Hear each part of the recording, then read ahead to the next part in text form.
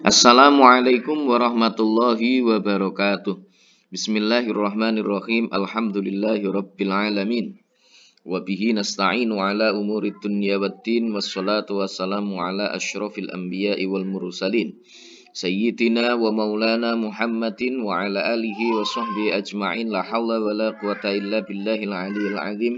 Amma ba'du, sabahal khair ayyuhal ikhwah wa ya ayyuhat talaba fi qismi lughatil arabiyyah. Mim marhalatil khamisah alif wal ba. Kaifa halukum hadzal yaum? Atamanna annakum fi sihhatin wa afiyah hatta istata'tum an ta'malu jami'a ansyitatikum hadzal yaum bitallaqah wan najah. Ayyuhal ikhwa wa ya ayyuhat talabah fi kulliyatina hadhi, yani kulliyatina kitabati bahsil ilmi hadzal yaum, saufa nabhathu hadzal yaum bi amaliyatit taftis al-muhimmah, yakni tentang identifikasi dan batasan masalah dalam penelitian, al-hudud atau biasa dikenal dengan tahdidul masail di dalam bahasa Arab itu. Baik teman-teman, yang perlu untuk kita ketahui bahwa identifikasi masalah itu sesungguhnya adalah langkah awal yang kita lakukan atau dilakukan oleh seorang peneliti ketika dia hendak melakukan penelitian. Nah, biasanya untuk identifikasi masalah itu dicantumkan di bagian setelah latar belakang. Tetapi ada juga yang di situ tidak mencantumkan identifikasi, hanya langsung pada batasan masalah. Tergantung kebijakan dari masing-masing lembaga di dalam menyusun buku pedoman penulisan skripsi maupun tesis ataupun disertasinya.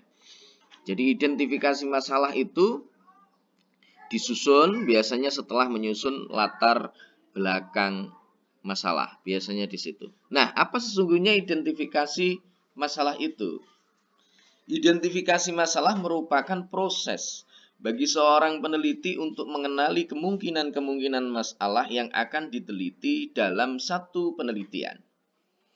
Jadi identifikasi ini merupakan proses yang dilakukan oleh peneliti untuk mencari, mengenali berbagai macam kemungkinan-kemungkinan yang bisa dijadikan sebagai masalah di dalam penelitian. Semakin banyak kemungkinan-kemungkinan tersebut, maka sesungguhnya peneliti semakin menguasai terhadap apa yang nantinya akan dikajinya. Nah, oleh karena itu, di sini sangat penting bagi seorang peneliti untuk melakukan proses identifikasi masalah itu, kumpulkan kira-kira kemungkinan-kemungkinan masalah yang akan dikaji di dalam penelitian itu, kemudian apa saja, itu silahkan dicari sebanyak-banyaknya. Apakah nanti akan dibahas semuanya? Oh, tentu tidak. Jadi kemungkinan-kemungkinan itu kemudian diinventarisir ya. Kita lakukan inventarisasi. Kemudian setelah itu nanti akan kita lakukan yang namanya pembatasan terhadap masalah. Jadi dalam proses identifikasi ini, peneliti melakukan inventarisasi sebanyak-banyaknya kemungkinan masalah yang akan diteliti dalam penelitian. Berbagai kemungkinan masalah yang bisa dijadikan sebagai masalah penelitian dikumpulkan untuk selanjutnya akan dilakukan pembatasan terhadap masalah-masalah tersebut. Nah, dari mana masalah itu bersumber? Ini perlu kita ketahui. Karena kadang-kadang kita itu kesulitan untuk menentukan masalah apa yang nanti akan saya kaji, apa yang nanti akan saya teliti di dalam penelitian saya. Apa yang nanti akan saya angkat sebagai sebuah masalah di dalam skripsi yang saya ambil dengan judul ini. Seringkali kita mengambil judul terlebih dahulu, kemudian kita belum tahu masalahnya. Nah, ini penyakit sesungguhnya. Maka masalah itu bisa bersumber satu dari bacaan. Teman-teman, di dalam penelitian, masalah penelitian itu bisa bersumber dari bacaan. Semakin kita banyak bacaannya, tentu semakin pikiran kita akan berkembang, semakin banyak hal yang mungkin kita pahami dari buku, tetapi bersamaan dengan itu, maka semakin kita tahu bahwa ada banyak hal yang belum terselesaikan di dalam penulisan-penulisan buku, di dalam berbagai macam penelitian yang dilakukan oleh orang-orang terdahulu. Jadi bacaan saudara itu bisa menjadi bahan atau bisa menjadi sumber dari masalah yang kita lakukan. Masalah penelitian yang nanti akan kita lakukan. Jadi yang perlu dicatat teman-teman, ada ungkapan yang cukup menarik sesungguhnya. Ada ungkapan yang cukup menarik, semakin banyak membaca, semakin banyak lupa. Begitu ya, semakin kita banyak membaca, semakin banyak kita lupa. Artinya apa? Karena memang banyak informasi yang masuk di dalam pikiran kita. Semakin kita tidak membaca, kita tidak akan lupa. Semakin sedikit kemungkinan lupanya. Artinya di situ karena kita tidak sering membaca, jadi nggak ada masalah. Jadi orang yang tidak mempunyai masalah sesungguhnya dia banyak masalah, gitu ya. Nah, maka bacaan itu semakin kita membaca, semakin banyak masalah yang nanti akan kita temukan juga. Berbanding seimbang dengan informasi yang masuk, berbanding seimbang pula dengan masalah yang nanti akan kita ketemukan di dalam bacaan-bacaan tersebut. Nah, oleh karena itu, mahasiswa jangan sampai alergi dengan kegiatan membaca. Membaca bisa membuka cakrawala. Kalau Anda kuliah, dijelaskan oleh dosen, kemudian Anda tidak paham, masih bingung, itu artinya ada yang nyantol. Tapi ketika Anda masuk kuliah, kemudian di situ Anda tidak paham dan tidak ada satupun yang nyantol di pikiran Anda, dan Anda tidak bingung, itu artinya bahwa Anda sedang dalam masalah besar. Karena nggak enak sing nyantol blas. Nah, enak sidik-sidik sing nyantol, iki piye to jane iki piye to jane, kan biasanya begitu. Nah, ini berarti ada sesuatu yang sedang berada di otak kita yang sedang nyantol. Nah, itulah masalah. Penjelasan yang diberikan sudah diupayakan untuk sejelas mungkin, tetapi akal kita belum sampai ke sana, dan itu sangat wajar. Nah, oleh sebab itu, ini nanti bisa menjadi sumber dari sebuah masalah yang akan kita lakukan. Kemudian di pertemuan ilmiah, entah itu seminar, entah itu workshop, entah itu mungkin stadium general, atau mungkin apa-apa lah.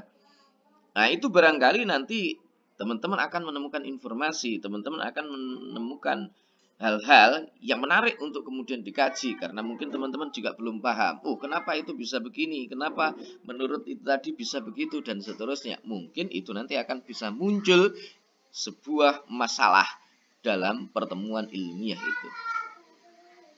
Karena sangat boleh jadi antara ilmuwan satu dengan ilmuwan yang lainnya, antara pakar satu dengan pakar yang lainnya, itu berbeda pendapat.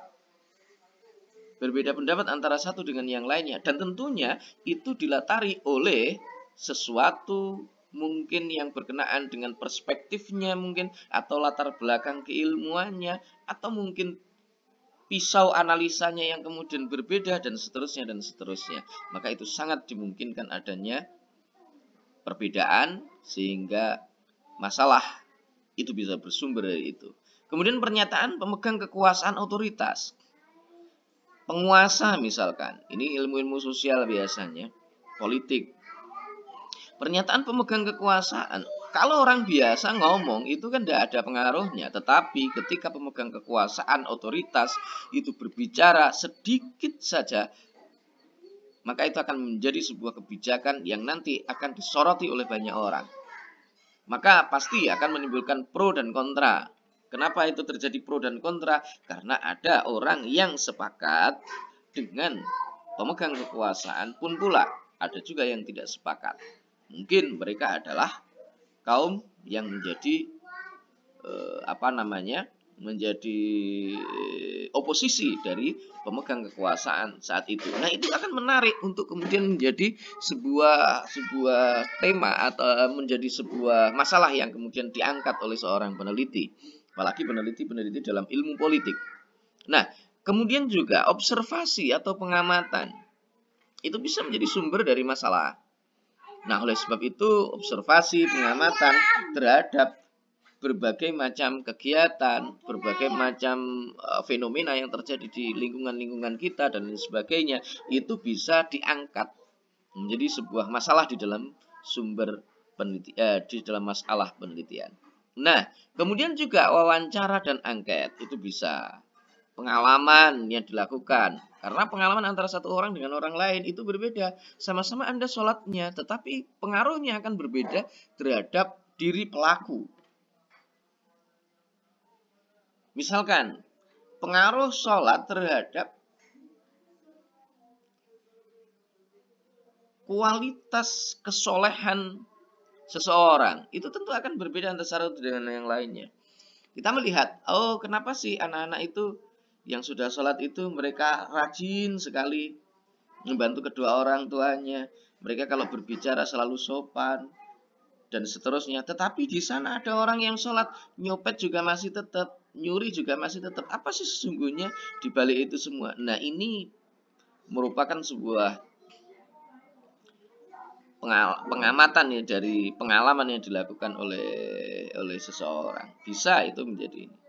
Kemudian ada intuisi. Teman-teman, kadang-kadang kita itu mendapatkan sebuah semacam bisikan yang kita tidak tahu asalnya, ini moro-moro ujuk-ujuk dan seterusnya. Itu biasa terjadi. Nah, itu bisa menjadi sebuah masalah dalam sumber penelitian. Tentunya bukan sebatas itu intuisi yang kemudian tidak didukung dengan data-data. Intuisi kemudian nanti akan kita upayakan dilakukan kajian yang nanti didukung oleh data-data dan fakta-fakta yang bisa memperkuatnya. Nah, itu penting, intuisi. Nah, ini banyak sekali yang bermula dari intuisi, itu banyak. Buku-buku yang bermula dari intuisi itu banyak. Seperti Prof. Jamil itu beliau itu mengatakan bahwa buku beliau yang berjudul Menyambut Fajar Baru, Kejayaan Islam, sama apa yang satunya saya lupa, itu adalah hasil intuisi ketika beliau sedang dalam perjalanan dari mengajar IAIN Tulungagung ke Unisla Lamongan kalau tidak salah, Universitas Islam Lamongan. Jadi beliau ketika waktu itu tiba-tiba terbesit dalam diri beliau mengenai Fajar Baru itu. Ada 2 buku kalau tidak salah, tapi saya lupa satunya apa itu. Nah, itu berasal dari intuisi yang beliau dapatkan. Nah, ini masuk bisa juga. Nah, setelah kita menginventarisir berbagai kemungkinan masalah yang bisa diangkat dan dijadikan sebagai topik penelitian, langkah berikutnya adalah membatasi masalah yang akan diteliti.